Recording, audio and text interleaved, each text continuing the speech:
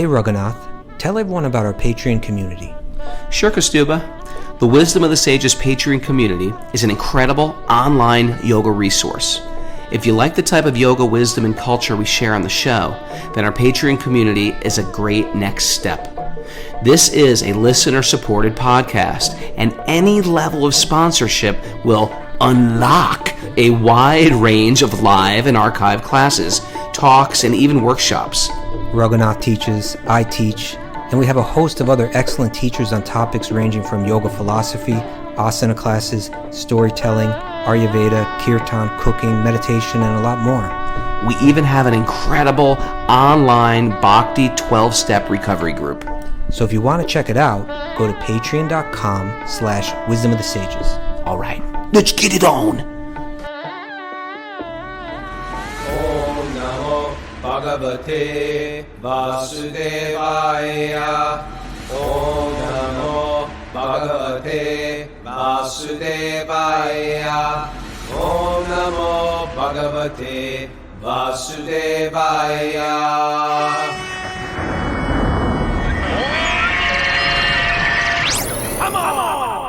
Live from the Bhakti Center in New York City, this is Wisdom of the Sages, a daily yoga podcast with your host, Raghunath, and co-host and senior educator at the Bhakti Center in New York, Kaustubha. Welcome to the show. Welcome to Sleep In Sunday, and welcome to Interview Day. And before we announce our very, very, very special guest, I just want to say welcome, everybody.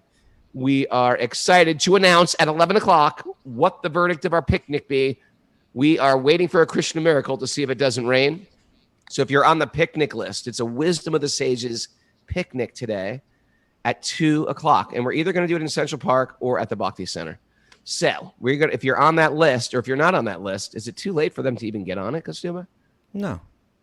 Okay. You just email Mara, wisdomofthesages108@gmail.com, wisdomofthesages108@gmail.com, and write picnic in the subject.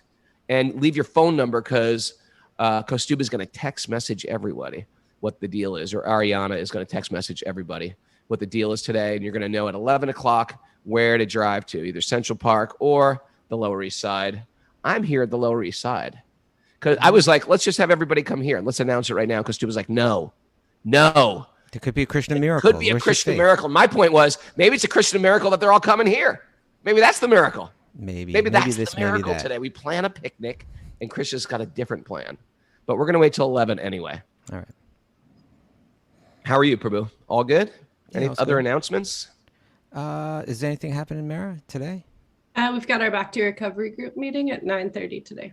Bhakti Recovery. The Bhakti Recovery Group at 9:30. These guys are doing incredible things. They've got like meetings like through the roof right now. I think they got like 10 now. I know. I think they just added 2 more. I think it's going to just keep on blowing up. It might even take over all of America. It could take over all of America. That's possible. I'm dead serious. People need recovery. We're like broken. I'll be the first to admit that I'm broken. I need recovery. Put me back together. I'm like the Tin Man.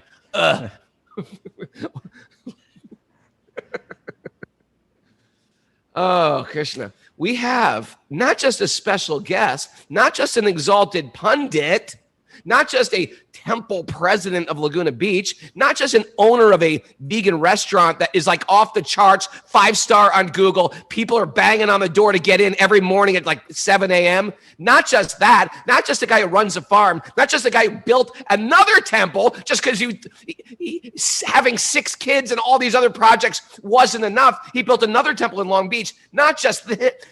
This guy's like my best friend in the world. This guy's my like counselor, friend, teacher, sparring partner. I can't speak enough for him. My daughter's just about to go out there because he's best friends with his daughter. He's like, this guy is like intimately woven into my life. Matter of fact, at my hardest, the biggest appreciation I have for Tukaram is at one of the most difficult times of my life is when I met him. You know that? Most difficult times of my life, I met him. Most difficult times in my material existence, I met this guy. And we just had a meeting over some like an exchange of something. I had to pick up something from him. And I was in such a low place. And this guy is such an eloquent, spiritually grounded and spiritually focused devotee of Krishna, that in my darkest hour, he like spent all night with me and just encouraged me, loved me, was compassionate towards me, resurrected me.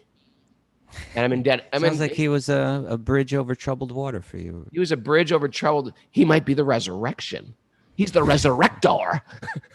I please welcome one of my best friends in the world, Tukaram Prabhu. Welcome to the show, Tuka. Thank you, Raghunath. Wonderful to be here with you. I'm humbled by your introduction. All true, all true. And that's the great thing. You know, when you talk to exalted devotees and you just talk about them, it seems like you're doing this very fancy, teased out bio. And it's just true. The things you've done, most people couldn't do in many, many lifetimes. I mean, first of all, you've taken on the Laguna Beach Temple. And if you've ever been to Laguna Beach, it's the most, charming little seaside town and this beautiful little temple. I used to go there before I was even a devotee. Matter of fact, it was the first temple I ever stayed overnight. And they always had a little like cafe there. And, to take over someone else's project, it's a whole thing. Plus you have a family. You don't just have a family. You have 6 kids. Most people don't do that anymore. I mean, 3 kids is the old 6. 6 kids is like the equivalent of the old days of having like 20 kids. You're like Amish. So besides running a temple and a congregation and a family and trying to maintain yourself, then he decided, well, why not start a vegan restaurant? Okay, whatever. That's cool. And he's got a whole project where a lot of devotees work there. And this restaurant all the food is cooked with love by very high standards. We all went there, right? The Wisdom of the Sages posse all went there, and we loved it. We went there for every meal. And Tukaram hosted us, and we were like mind blown. Mara, who's our pretty much the #1 chef in maybe all of New York State, was like, this is unbelievable. The standards are so incredibly high, even by my standards. And then Bhakti Justin came with us. He was like floored by your smoothie selection. He's still talking about it. Anyway, to make a long story short, and all of it's offered. So we're eating sacred food. And then while he's doing that, he's like, let's start a temple in Laguna. And now I was just there. I was in my brain. I never really quite understood Long Beach Temple. I'm sorry, in Long Beach. I never quite understood Long Beach Temple. We went there for a program there, and it was like a full-blown, like out of control kirtan and program. I was so impressed the last time I was in Laguna Beach, or in Long Beach rather. And I just want to congratulate you for like just stacking your plate so high and taking the farm. A burden. The farm. Oh my God. Hold on a second. I just found out about this farm. Then he's got a 21-acre farm in California. I didn't even think anything could grow in California. He's got a farm where he's got cows, and he's got an ahimsa. If he ever does have any dairy, it's all from his cows. It's all protected dairy from the cows. It's incredibly impressive, Prabhu. I don't know how you do it. You stack things very, very high on your plate. And you know what? He has this beautiful quality that Raghunath Swami has, Kaustubha, is he never makes you feel like he's in a rush. Like usually the first thing people do when they call me up is like, Raghunath, I know you got a lot to do, but I got to, do you have like 40 seconds for me? When you talk to Tukaram, he makes it feel like that's me calling you. Right? It's Kaustubha calling me. And I'm like, I got about an inhale and an exhale for you, Kaustubha. Now with Tukaram, he makes you feel like he's got all the time in the world. He's probably got a kid hanging off each limb. You know what I mean? Anyway, welcome, Prabhu. What's going on in your life? What's the latest? I'm kind of stunned at the warm words you've spoken, Raghu. You're my best friend. I love you to the moon and back. It's such a blessing to have you in my life.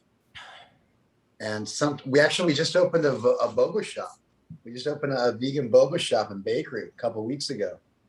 That's right. It's a second thing, a boba shop. Do you know what Yeah, boba? so we just did I that. never even That's heard I of don't even boba know until I about was out boba. there. Yeah. I think it got big. bubble tea. You guys call it bubble tea. Boba tea. Okay, Yeah. I'm boba illiterate. Is it a thing? Boba's a thing? Why is boba like, is it not vegan or vegetarian? Is that what's up with boba? And that's why, or you just like boba? I mean, boba or bubble tea is it's a drink that they came up with in Taiwan in the 80s.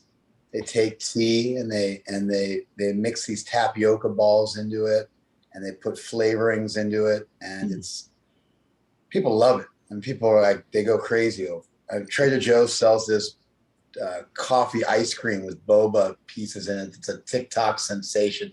You can't even get it. It's so popular. Really? And it's real popular in Southern California. My kids love it, and so we got together and we opened up a vegan boba shop. Like a healthy version of what they're Yeah, so we got all the colors and flavors are natural and organic, and everything's vegan. And How did I normally miss it's all out on got dairy. boba? And we did it just after you left. We No, we I'm couldn't just. do My too point many- is, I don't even know about. I live in You're a too stick. old, brother. You're I'm too old, maybe, man. maybe it's like a young kid thing, boba. That's why I've been doing it. It's a young kid thing. Yeah. Anyway, I wanted to steer this towards one of your classes that you gave. By the way, Tukaram gives classes on Instagram, and he's having a podcast. What's the name of your podcast going to be? Oh man, we came up with it together. What is it? We came up with it together. Oh, Truth Seeker. It's Truth Seeker. That's right. It's a great name. Tukaram's an excellent speaker. You can hear his classes. You can follow him on Instagram at, what's your Instagram handle? Tuka dot At Tukaram Das. At Tukaram.das. Tukaram or Ram? You totally butchered it, brother. Tukaram. You came up with this, man. I thought I was going to call it Tuka. You're like, absolutely did not do that ever. And now I'm rethinking the whole thing. It's at Tukaram.das. Tukaram.das. Okay, he should have 1 million more followers. Everybody get off Wisdom Sages and just sign up right now for Tukaram. And he does these great classes on Instagram Live. How many days a week? 4 days a week. Wow. 3 or 4 days a week. They're great. I listen to them all the time when I drive. I love listening to Tukaram. We've done many programs together. Yes. I think this is the point in the interview where you ask a question, Raghunath. Okay. All right. That's where we go. Okay. I'm sorry. I'm just having great appreciation. And that's how we're going to lead into this.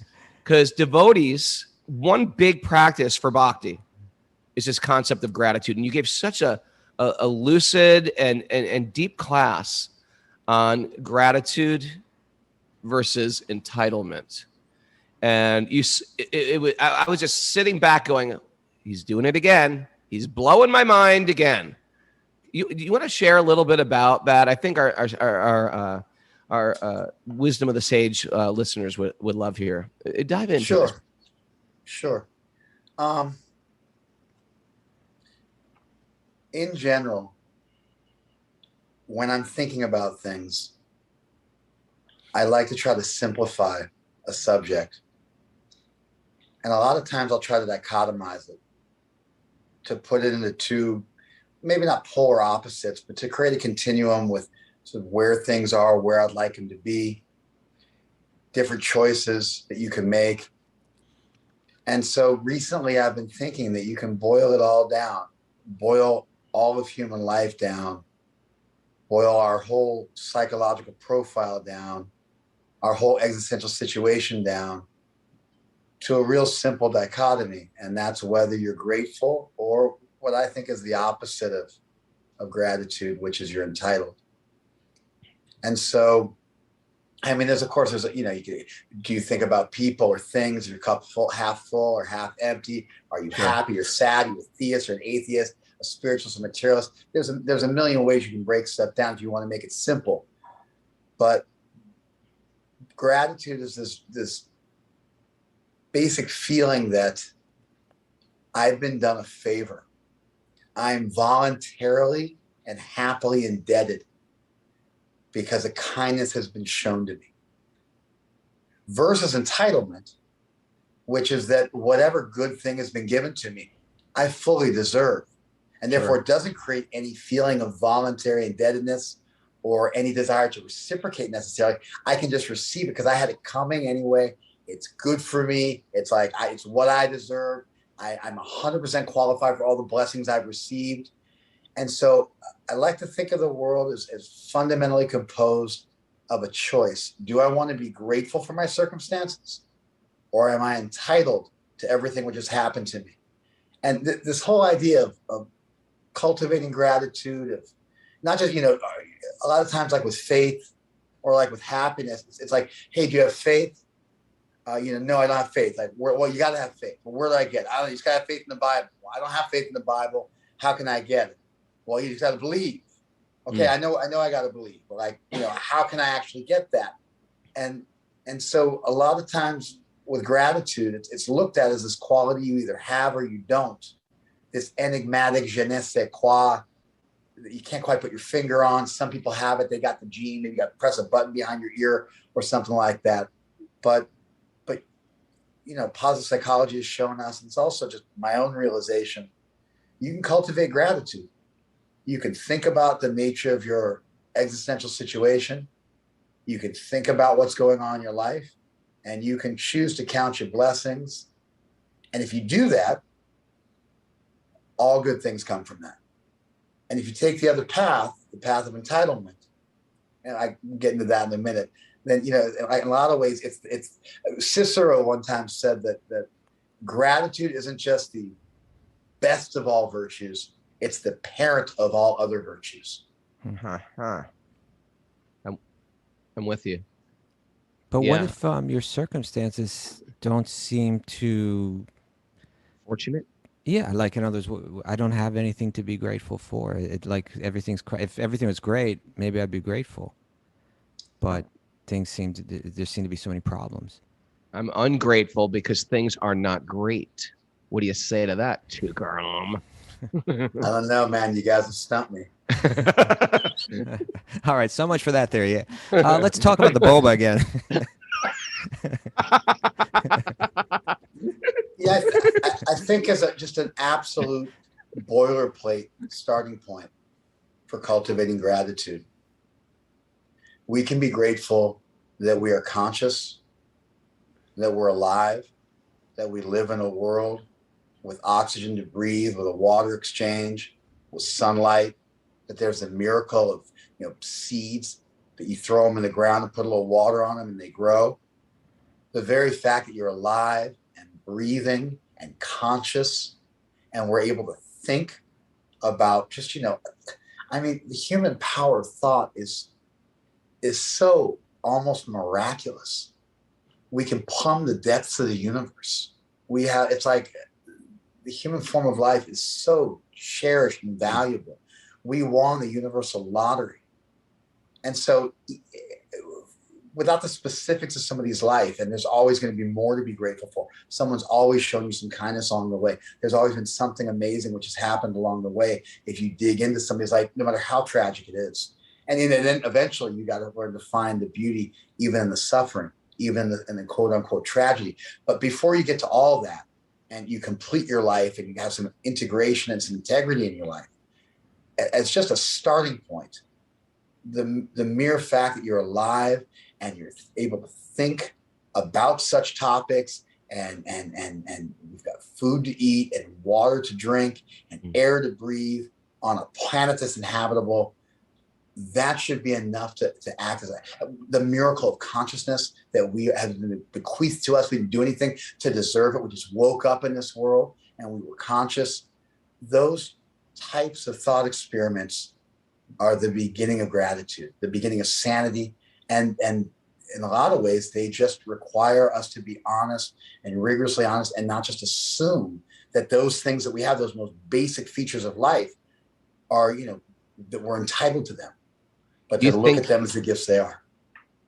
Prabhuji, do you think that it's integrally tied into theism or some concept of a universal higher power gratitude, or can you do it as a is it just something that we call? Yeah, is there gratitude if there is no God? We're just here flapping around for a few years before we die. Why be gratitude? Is it tied to theistic thought? Yeah, what a great question, Raghu. I feel like grateful that you just even asked me that question. I'm grateful that you would even say that. I'm not crying. You're crying. I do think that gratitude leads to theism. It usually doesn't start out like that. It has a little bit more humble beginnings. But I do think it's integrally linked to theism and a higher power. We will say in English, we'll say, I'm grateful that it's sunny out, or I'm grateful that, that it's 75 degrees, in Laguna Beach when it's cooking everywhere else. We do use the term gratitude in a secularized way to just mean that, there's a fortuitous set of occurrences. Sure. Fortuitous, by the way, isn't equivalent to fortunate. It sounds the same, but it just means. Are you wordsmithing me? Happenstance. Are you wordsmithing me right now? All right. Program did. I live for that. That's it. Anyway, so we do use it in a secularized way, but if you really think about it, if gratitude is fundamentally linked to an appreciation and a feeling of voluntary indebtedness for a kindness that was shown, that means that there is someone who showed you that kindness. It's like when somebody goes, the universe was looking out for me. What they really mean is that the universe is all good because it wanted to help you. It's all powerful because it can reach through space and time to help you. It's all knowing because it knows what you need. And so even if we euphemistically say the universe is helping, what we really mean is the universe is omnipotent, omniscient, omnibenevolent, and the universe is God. Similarly, when we think I'm grateful for something, it means ultimately you're grateful because somebody did something for you more than what you deserved. Somebody tilted things in your favor. Somebody gave you a gift. And when you go down that road, mixed with the miracle of consciousness, you start to get to that there is a conscious being, a conscious force, a higher power. And the road of gratitude leads to a deep spiritual awakening. As much as the road of entitlement actually leads to at least a functional atheism, if not an actual philosophical one, depending on how far you go down the road. Yeah, I agree. It has to come to like this benevolent force, this benevolent energy, or where's that benevolence coming from? Is it just the way the cards land? It's a chance benevolence, but there has to be some like force behind it. But the thing is, if you do it without the force and you just say, well, that's good luck, or that's my good fortune, or I'm going to be gratitude, eventually it will always boil down to, no, it's the material world. Ultimately, all of that good fortune is going to be stripped away from you, ripped away. You'll die a horrible death, and that's it. And people that love you will be brokenhearted.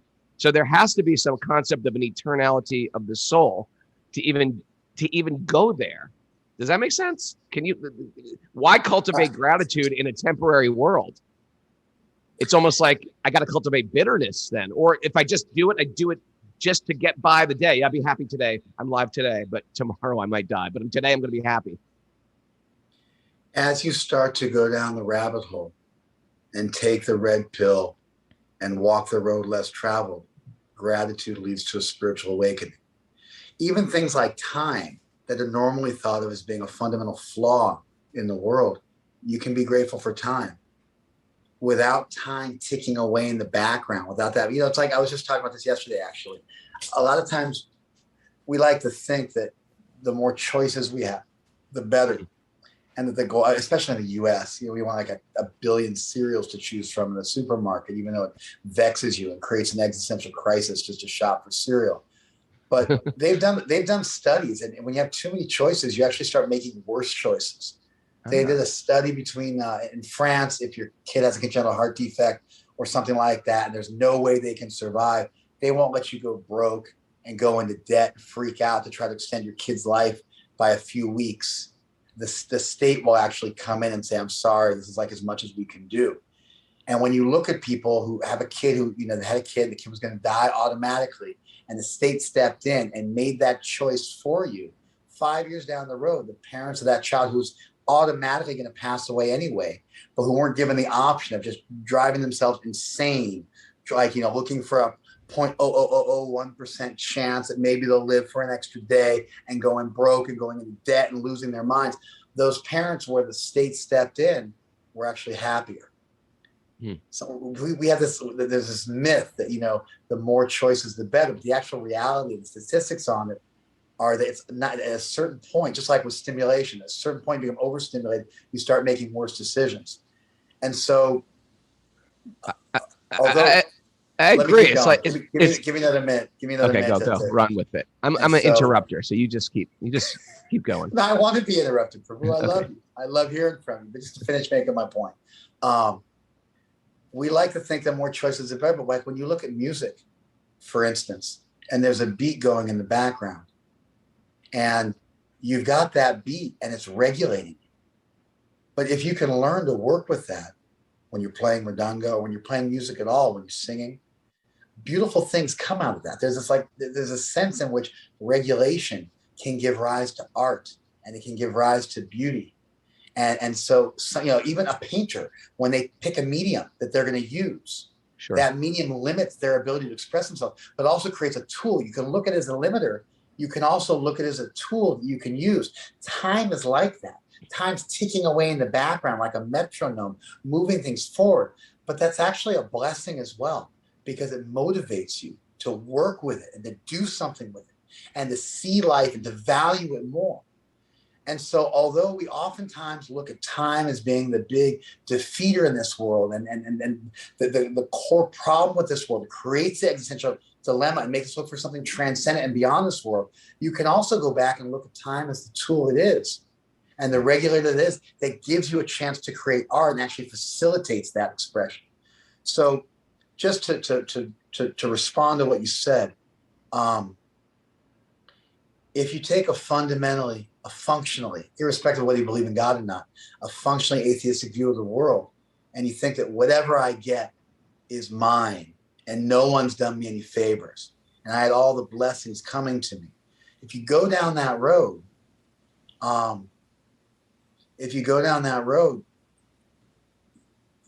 you don't ever want to do anything for anybody else. You don't cultivate. When people do show you kindness, you don't notice it.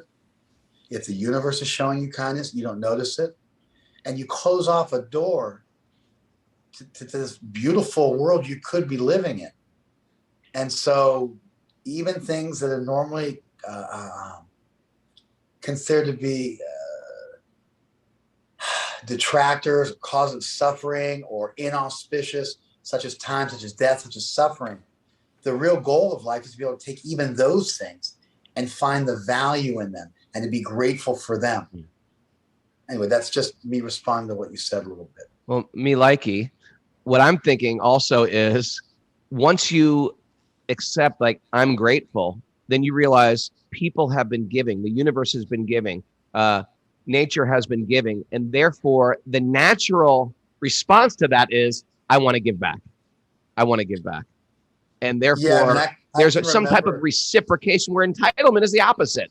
People owe me. I've done so much for you. How dare you? And and it isolates you, and it develops resentment. It's just, either way you look at it, it's like a ball of narcissism, the snowball growing.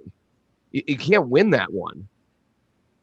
Yeah, and I mean, I don't know if you want to go down this other rabbit hole, but I think entitlement, if you start to go down the darker rungs of entitlement, it becomes narcissism. It becomes sadism even. You start to enjoy the suffering of others. You start to look to detract from others' lights instead of add to them. And it takes you down like a really dark road, a road of malice, a road of bringing out the worst in people. Sure. It's me. We call it Me First and the Gimme Gimmes.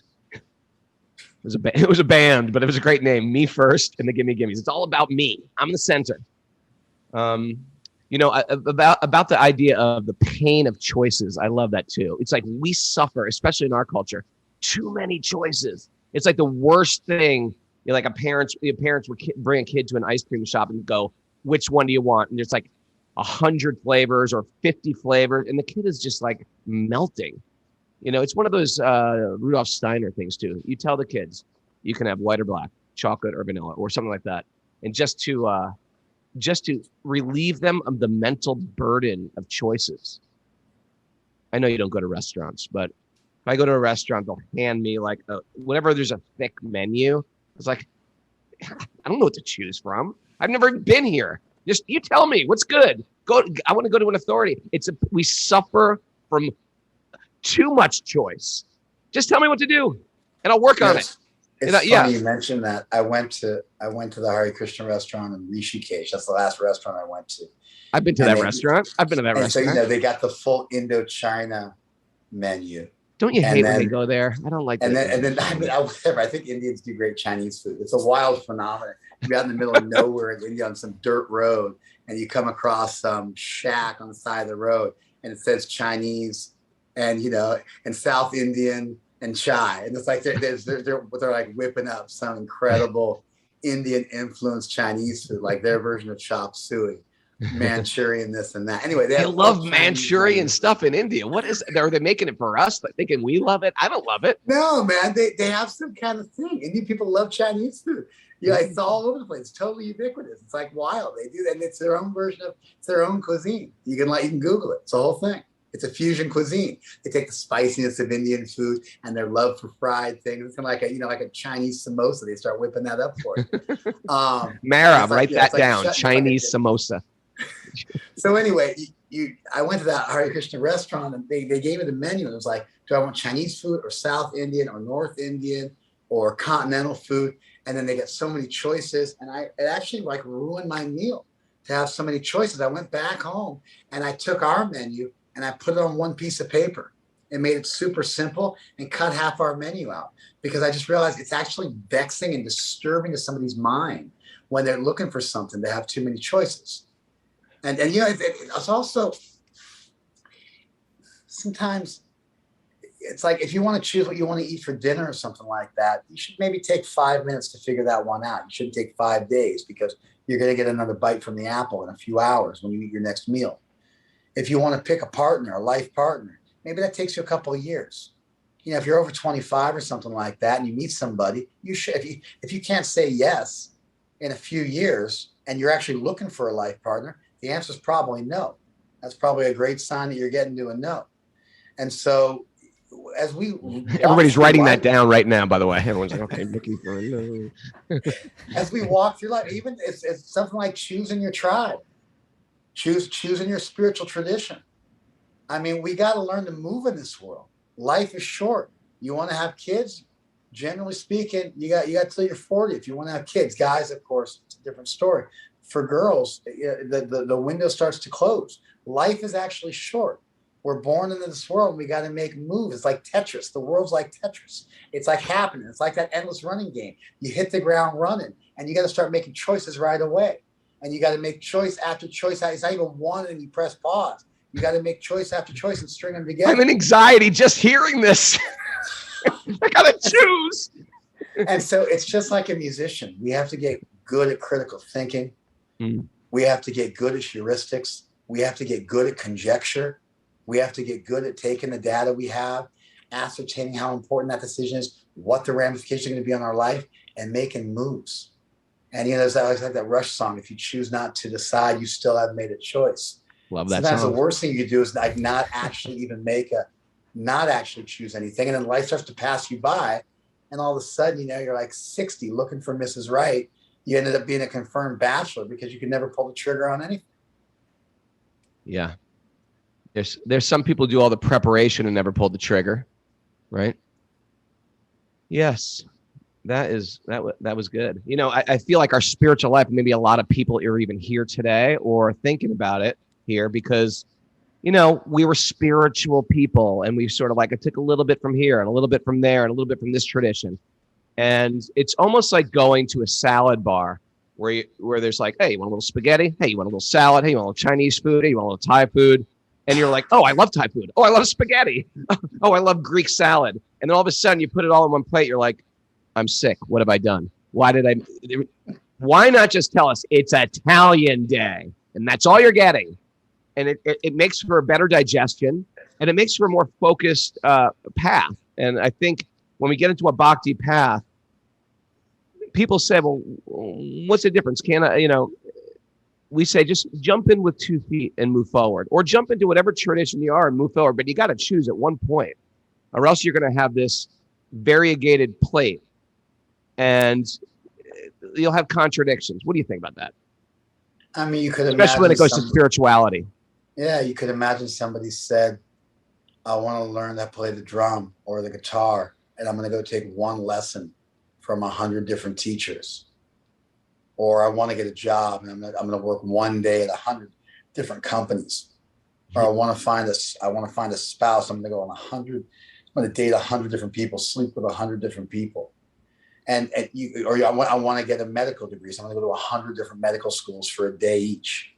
You could imagine somebody did this, how preposterous that would be, how ridiculous that would be, and how little progress they would actually make towards a goal.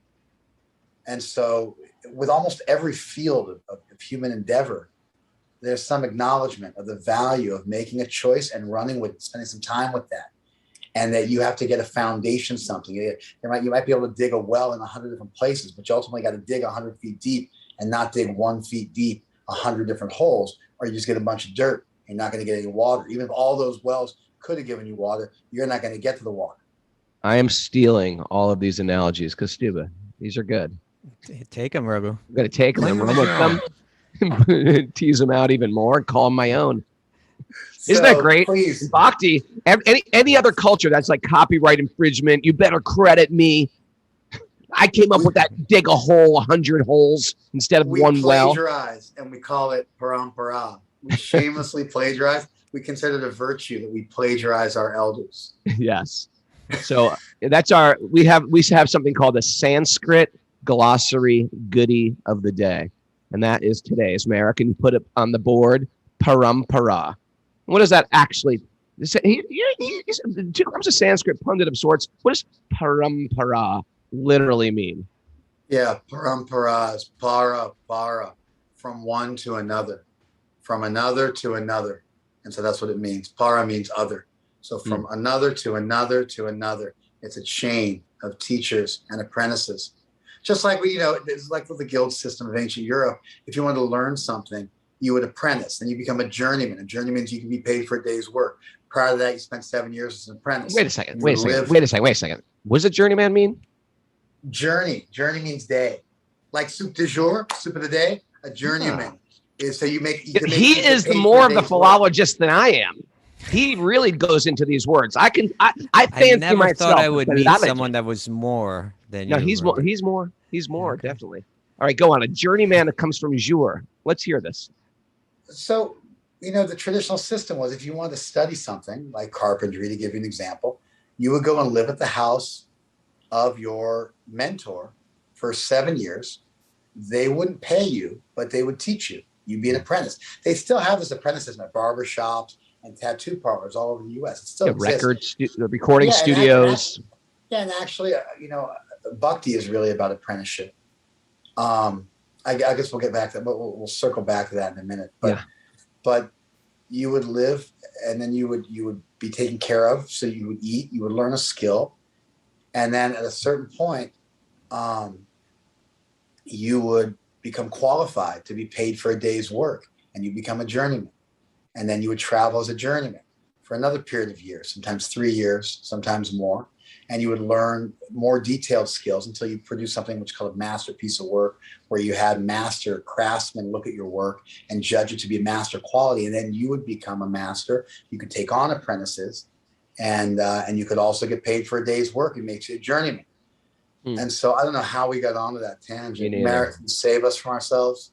Oh, we were talking about an Indian system, and you said like in the European system, for example. Oh, well, parampara. Yeah, parampara, yes. From one to another. There you go. So it's the apprentice system. So Bhakti's got that same apprentice system going. It's been there forever. It's just from one person to another. Ultimately, you don't read a book on surgery or even watch a video. You have to actually have a surgeon sit there with you and show you how to sew, show you how to cut.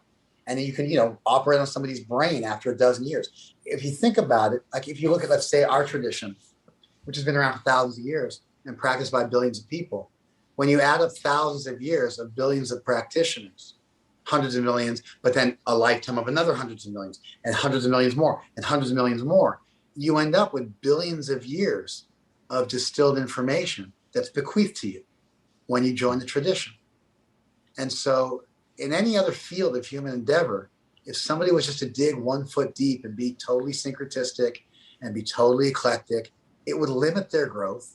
You could never learn a language because you only study for each person for 1 day. You wouldn't be able to learn any of the rules. That's another thing. I mean, look at language. It ties you down to grammar and vocabulary, but then you can make poetry with it. When you master that language, it turns into, instead of being a limiter in your communication, it actually facilitates your communication. If you look at developmental psychology, as you emulate and copy other people's language, you learn to think at the same time.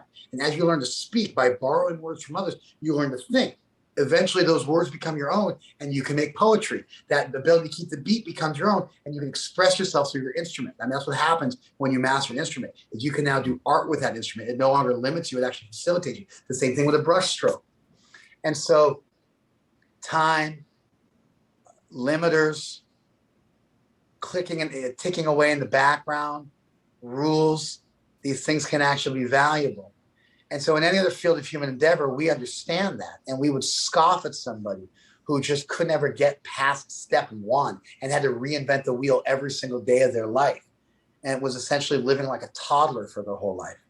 But somehow with spirituality, it's glorified. People freak out. And, you know, you got to learn to make choices. I was just talking to somebody the other day. I use them as a shill in my class. But I said to a new husband and wife, they're married, they're pregnant. I said, "Are you 100% sure you guys are going to work out?" He goes, "No, of course not." I said, "Yeah, I joined the Hare Krishna movement, shaved my head, slept on the floor, gave all my money to charity, and worked 18 hours a day doing volunteer work for years of my life, became a monastic, and dedicated almost a decade of my life. And when I started, I wasn't even 100% sure Krishna was God or that God existed. I found a hypothesis. I kicked the tires on it. The concept of self, of God, of the world, which are the 3 things a spiritual tradition has to deal with, a spiritual philosophy has to deal with. You look at those topics, you ask some hard questions, you critically think, you keep your antenna on, you have a little faith in yourself, and you start to move forward. And you start to do the experiment. You got to test the hypothesis enough to make sure it's valid, it's a reasonable enough theory, and then you get in the scrum, you get in the mix, you start to work with it in a relationship. Nobody knows 100% they're going to work out by the time they get married. You'd be dead and gone. You don't even know you're going to make it home today from driving from wherever you're going. You don't even know if you're going to make it home today. There's always a chance something could happen. We have to learn to critically think, to make good decisions, to be able to conjecture, to be able to appreciate strong versus weak arguments, to be able to do inductive logic. And then we got to start to move forward in life. It's the nature of the world we live in. It's an endless running game. It's Frogger. We got to make multiple moves, one after another. If you remember that video game Frogger, you like jump on the lily, then jump on the car, then jump. And it's like, if you stick in one place too long, you can wind up in the drink and you're not going to be able to like succeed. You got to keep moving forward from level to level through life. And so I often feel like my life is a game of Frogger. It's like, keep moving, Raghu. Hey, let me give a little challenge to you, and you hear this a lot. So we were glorifying this idea of studentship or apprenticeship, and hearing and learning, and that's very understandable in terms of learning a trade, learning how to make gold necklaces, or how to do photography or recording an engineer, and you pass it down. But it seems like, okay, I'm taking this tradition that's been passed down for millennia. Where is the danger of, and we say, yeah, you can't just study these books. You have to study them in tradition. You have to study them in parampara. It seems like there should be a danger in like the telephone game. I whisper into Kaustubha's ear, she sells seashells by the seashore. And he whispers it into Mara's ear. But he gets a word wrong. And again, you know the game. We go around the room. By the time it comes out at the end, it's like she loves a cat. It's completely been recreated. Has makes no sense compared with what the original statement was. How do we know we're not suffering from what your version is that you're handing me down, this concept of Krishna worship or God worship? How do we know that it's not completely been refabricated? It's got nothing to do with the original teachings. I think it's better that I just study these books, forget all these commentaries, just study the actual text of them. And we come up, and after reading many different maybe commentators or perhaps even different translations, we digest that and come up to our own conclusions. Let God in my heart decide what it is, instead of your parampara telephone game that you're playing. Yeah, I think that's incredibly fallacious logic. There's so many things wrong with what you said. I almost don't know where to start, but I'll try in the few minutes I got left, and we'll try to wrap it all up back together. Number one, by reading books, somebody wrote those books. So boom, language you learn from somebody else. So even if you go with straight language, you learn from somebody else. Those books are ultimately the thoughts of people that were written down a long time ago.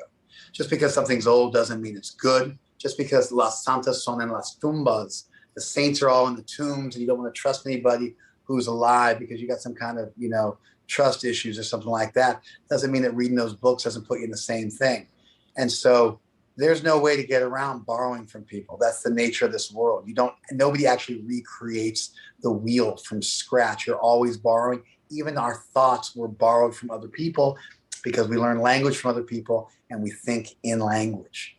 What to speak of the books we're studying, the commentaries we're studying, those are the thoughts of other people. We usually like to keep all this stuff at arm's distance so we can do whatever we want and nobody will ever tell us we're wrong and we're never corrected by anybody. So we like to keep it at arm's distance, but it's totally hypocritical to think that you're not actually still dependent on other people. And, when I look at my gratitude for our tradition, and by the way, the simple answer is you don't know. That's why a hypothesis isn't the same as a conclusion. The hypothesis gets you to the experiment. You still have to have the conclusion. Like, I didn't know Krishna was God. I hadn't experienced Krishna as God when I joined the Hare Krishna movement. I have now. 30 plus years later, I've had miraculous eureka experiences that have shattered my world and rebuilt it a millionfold. We call them Krishna miracles here, friend. We call them Krishna miracles. Yeah, and I don't mean like I saw a butterfly in a rainbow. I mean like even more than that. And so you might start off with a hypothesis, but if you do the experiment, you end up getting your own conclusion. So there's this idea that if you borrow from other people and learn from other people and follow along with them on some level and emulate them, that means you turn off your own faculties of critical reason and you turn off your own ability to experience and reach your own conclusions. But it's not true. When you learn the rules, you can actually express yourself even better. You become an amazing musician, an artist, a poet. Language and the beats and the brush becomes yours. So that's another fallacy in the reasoning that, you're limited by doing this, and it's an either or choice, and it can't be both. Additionally, so, number one is we're always borrowing from others. Number two is it doesn't mean that you can't experience things on your own eventually in due course of time. Geez, I was like, I'm vexed because it was so like, the other thing is you can always switch it up. You can always keep your antenna up. And if you feel like something's not right, but you got to start moving forward. So you got to do something. Sure. You got to make some choice. It's not like you completely throw away discernment. Okay, I'm in. Now I'll do whatever the hell you tell me. You always have discernment. You always have to, but right. You always have to say, wait a second, this doesn't make sense. No one's asking people to give that up. On the contrary. Let me keep running with this. Go. The other thing I was going to say was this. If I really think about what happened to me in my life, I met some human beings who had the recursive power of speech where they could stack. This is something only humans can do. They can stack. I went to the store with my friend to buy this on this day for this party at this time. We can stack one idea on top of another and form a very complex concept. We don't find that in animal signaling, the animal language. We find that only in human speech. I met some human beings and they shared with me their vision of reality. And it was profound. It changed my world. Their personal qualities blew my mind. They filled me with gratitude. They did something for me. They stepped out of their comfort zone. They stepped out of their world to make time for me, and they blessed me because they cared and they reached out to me, and they were the compassion arm of divinity. They were the mercy arm of God. They were what created my gratitude. My gratitude is first to my teachers because they were the people who represented divinity to me. It's like if you believe in Jesus, really you believe in the apostles. If you believe in Muhammad, if you believe in Allah, you believe in Muhammad. If you believe in Buddha, you believe in the Nanda. There's always people who conveyed that tradition to you, and your gratitude is to them and then to the thing that they taught. That's how it works. If you're in the Mosaic tradition and you believe in Yahweh and you're Jewish, then you're grateful to Moses. You're grateful to Abraham. It's the Abrahamic tradition. And so in any tradition, somebody came along and taught you something. They were the mercy arm of divinity. You feel gratitude to them. And it's like when you introduced me, the nicest thing you said when you introduced me, you said that I stopped my world to make time for you. We spent the whole night together. You were suffering. We met. You came to pick something up. I saw you were suffering. I asked you what you were suffering from. And we spent 8 straight hours talking in a row. We actually spent the whole night talking together. Raghunath Maharaj did that for me. The first night I met Raghunath Maharaj, he spent the whole night talking to me. We stayed up all night long talking. He did that with us. We started talking at 9 p.m. We slept till 4:30 a.m. the next morning, and then we went to Mangalarti. We did the same thing when Shelter came on tour. We met Raghunath. Same thing all night with. He also has that great quality you have. So I was going to say, if we was going to wrap it all up, because time is ticking in the background, people showed me kindness that was otherworldly. They taught me things that went far beyond what I ever would have been able to figure out by reinventing the wheel. That didn't stop me from my own expression. It didn't get in the way of my critical thinking faculties. It enhanced them. I feel grateful to them, and I start to feel grateful to the world that I'm looking at now.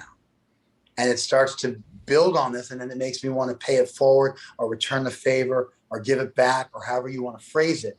It makes me want to do that for somebody else.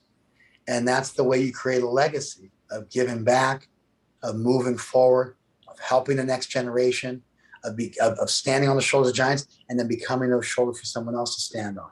And that's a meaningful life. That's a beautiful life. That's being a part of something bigger than yourself. That creates personal happiness. It also makes the world a better place.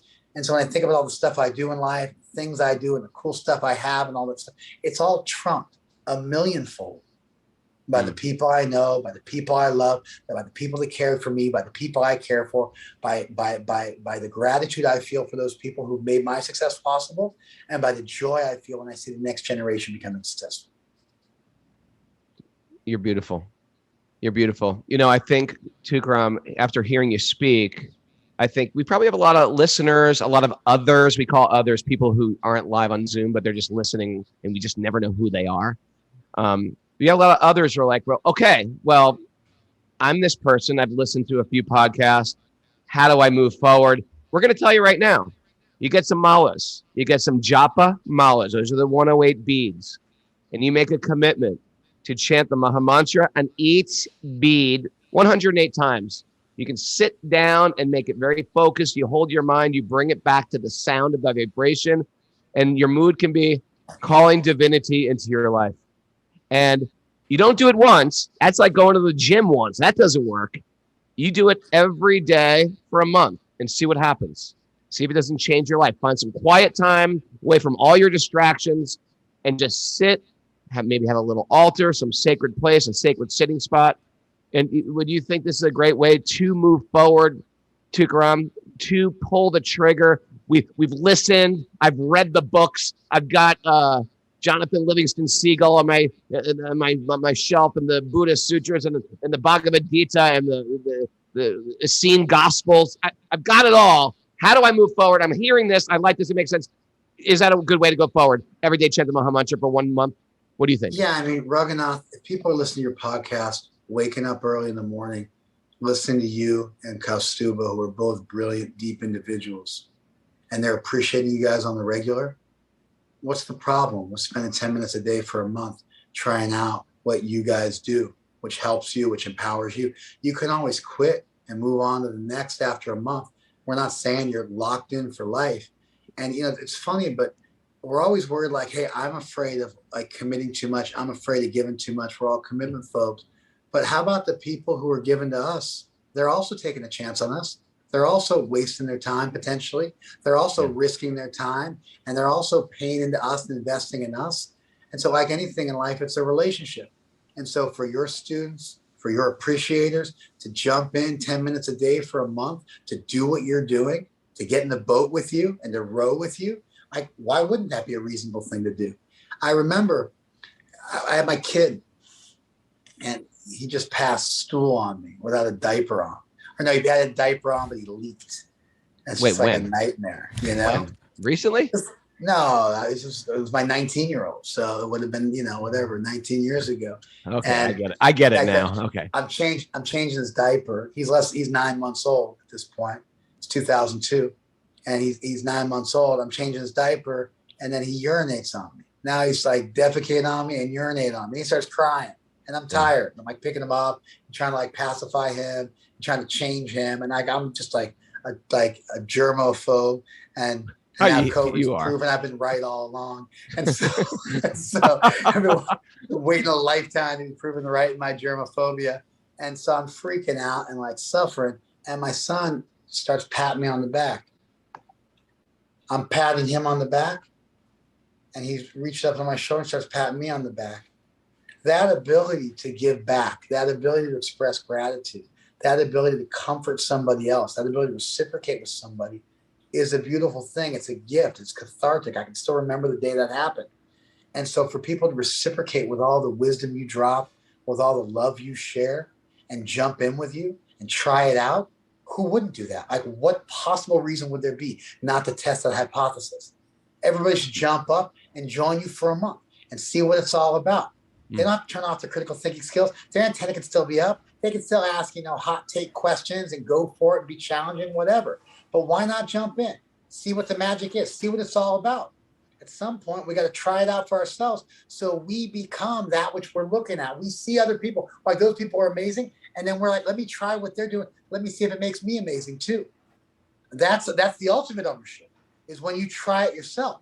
And it's not just somebody else doing it. And it's not just vicarious through another, but you actually jump up, you get off your seat, you jump up, you pick up the cross and you follow. That's the ultimate expression of freedom. Beautiful, man. Beautiful. Now I'm inspired I'm going to chant right after this show. Thank you. Tukaram, it's a pleasure. This is our time right now, but I tell you, I feel like I could just keep on talking. There's people who have questions coming in. People are texting me. Beautiful interview today. I'd like it to go. I'd like to get to go longer. Can I ask one question, Kaustubha, before we wrap this? Yeah, sure. Now, these are all, what we just talked about is very big things. Now, there's like, I'm going to ask you a little bit of controversial thing right now that someone on our message board wrote, and it would be great to hear an answer from you. Sometimes there's, there was a time when Prabhupada, our guru's guru, did translations of these books, and in a certain point in history, editors from the BBT changed some of the words. And there's quoted Prabhupada statements where he says, "You should never change what I write." And so there's a group of people who say these books are not bona fide Gitas because they were changed the master's teachings. And another group will say, well, who cares? It's the Bhagavad Gita. And what would you say about that? People are very vehemently against certain versions of the Bhagavad Gita, that even Prabhupada's Gita. Do you have a simple answer for that, or what's your take on that? Do you only read the old Gitas? You're like, talk about a red herring question. But yeah, sure. You asked, I'll answer. I don't agree with all the changes that have been made to our books, but I agree with about 9 out of 10. Like I bet 90% of the changes I read, I agree with. I actually prefer to read the OT, the original transcript. You can get the original transcript, which is what Prabhupada actually said, into the dictaphone, just transcribed. And it's a speech, because Prabhupada spoke most of his books. And so he spoke them. So it's actually a class. And then he wanted editors to turn it into a book. And so he wanted to add for force of phrase, for phrasing, for force of meaning. It was the exact phraseology he used. And he also said, anytime you find a mistake, it should be corrected. And so 9 out of 10 of the mistakes they catch are Prabhupada said something, and then the editors messed it up. And then they went back to the original transcript, posthumously after Prabhupada passed away, and they're returning it back closer to what Prabhupada actually said. Maybe one of his editors couldn't understand the verse, so he left it out. But now they got pundits. They can understand the verses. Maybe Prabhupada spoke in a way and they couldn't quite get the philosophical point he was making. So they just return it back to his original sentence structure. Every once in a while, they go too big and they edit in a way that I don't approve of. I usually like to read the original transcript, but Prabhupada liked to have his books polished. He liked to have them, read well. He wanted his books used in universities. He liked that. He worked with his editors. He did say that whenever they find a mistake like this or like that, they should go back and correct it. And he was so prolific that it's like he wrote so many volumes. It's such a short time.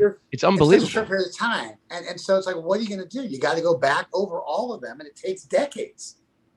And so, I was made a devotee by those corrupted books with the editorial mistakes. They changed my life. Me too. I don't think there's like some, what I feel, for both you guys, but what I feel here is people are on a bhakti path. They get serious, they get initiated, they get second initiated, they get married, they have some kids, and then they get bored. You see this a lot. And then bored meaning they have no active community or service to do. So they start finding fault. Why aren't I making more advancement? It's because outside there, someone's screwing with us, either the community or an ashram or a guru, and they start blaming stuff and trying to find some type of conspiracy that why this is not working for them anymore. And I feel like people just get bored and they don't have that spirit of bhakti. It's why I love Kaustubha, truthfully. Because Kaustubha the main thing with Kaustubha, you know where I'm going with this, Mara. And the main thing with Kaustubha, he likes to keep the main thing. And that's important. And instead of diverting in every direction, how people are corrupt and this guy's cheating and this guy was never sincere in the first place, you know what? Let's keep sweet baby Krishna in the center. Let's keep giving people the benefit of the doubt, moving forward, extend a little trust. Okay, you've probably been burned, who knows where. Extend a little trust. Find people you can really connect with and move forward. What do you think where I'm going with this? Let me respond. And it's late. I don't want to, I'm happy to talk to you all day, brother. I love talking. Okay. My life is about hanging out with you. But let me say this. I think the people who are concerned about changes to the books and many of the problems in our great society are sincere. They might be overly concerned or pedantic or punctilious, or I might, think that they're poorly informed or something like that. But I do accept that they're basically sincere. At the same time, one of my gurus told me once, if you want to know where somebody's at, ask them what they think of our tradition. Ask them what they think of our society. Ask them what they think of our institution, because they'll project how they feel about themselves onto the institution. And so when you meet people who appreciate our movement, who appreciate the devotees, who can see that maybe we still got some work to do, but we're doing good things and we're doing the best we can, that's what they're living in their own life. And if they see, evilness and corruption all around, it usually means that they're dealing with some of that in their own life as well. I like that. And so I agree with you that people end up projecting their own reality onto those things they hold sacred and dear. And I also, at the same time, view those people as still being fundamentally sincere, albeit perhaps a little misdirected. Thank you, Tukaram. Thank you. That's the time for the show. I'm really honored to have you as a friend in my life on a regular basis, and we got to have you back. Check out Tukaram. Tukaram, one more time, your Instagram account where we can listen to your lectures. At tukaram.das, D-A-S, at tukaram.das. And also Laguna Temple on Instagram. At Laguna Temple, yeah. And Ahimsa Cafe on Ahimsa Instagram. Cafe. I love you, Raghunath. I love you, Kaustubha. I love you, Thank you Mara. so much for coming on, Tukaram. Thank you, guys. Yeah, it's incredible. We're looking forward to your podcast. Let us know when can we expect that. Thank you, guys. Thank you. It's in the works. It's in the works. Hey, if you're in Just Southern now coming. California, check out Ahimsa Vegan Cafe. Everybody should be following them on Instagram. You got to give them support, give them shout outs, tell your friends who live in Southern California to go check it out. Tukaram's a great guy, a great leader. Our friend Madhuri has a great yoga studio there. They got the Long Beach Temple is another thing you can follow. Yeah, I'm trying to just encourage our Californians to get to know them down there. And we're gonna, and then we connect. Long Beach, we had a great time there. There was such a great mood in that place. Yoga 108. Follow them. Follow everybody. Thanks so much, everybody, being our show. I'm looking forward to meeting a bunch of others and Zoomers at the picnic today, wherever it may be. 11 o'clock. If you've want to reach us here at Wisdom of the Sages 108 at gmail.com. Wisdom of the Sages is a community-supported podcast. If you like what we're doing, throw in a little Bitcoin, whatever you can do. Patreon.com/Wisdom of the Sages. We're so grateful for those who support us. And now we sing, we dance, we chant.